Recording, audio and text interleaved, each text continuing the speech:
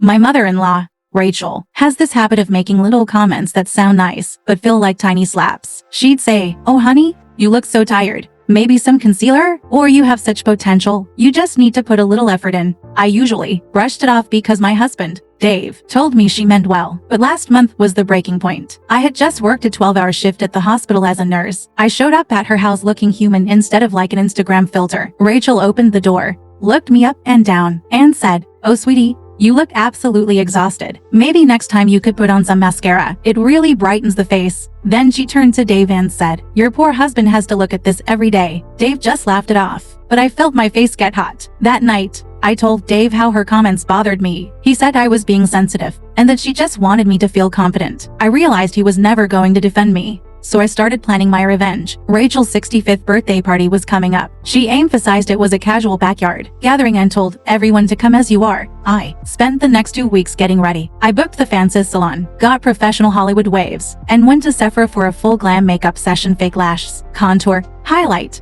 the works. I bought a stunning emerald green dress and heels that made me feel like a supermodel. The morning of the party, Dave's jaw dropped. He asked if it was a little much for a backyard party. I just smiled and said, "Your mom always says I should put more effort in. Today, I'm putting in all the effort." When I walked into that casual barbecue, I looked like I was heading to the Met Gala. Everyone stopped talking. Rachel's mouth fell open. I gave her the biggest smile and said, "I took your advice about putting more effort into my appearance. You always say I look tired, so I made sure to look extra awake today." Throughout the party, everyone ignored the birthday girl to compliment me. Rachel's sister, Karen, even pulled me aside to apologize, revealing that Rachel had been trash-talking me for months, saying Dave settled for someone who doesn't care about her looks. During the cake cutting, Rachel made a passive-aggressive speech about how some people don't know how to dress appropriately for the occasion. So, I stood up and made my own speech. I thanked her for her constant advice about my appearance, and said her comments finally motivated me to show everyone what I could look like when I actually put in effort. Dave was mortified, but half the party was struggling not to laugh.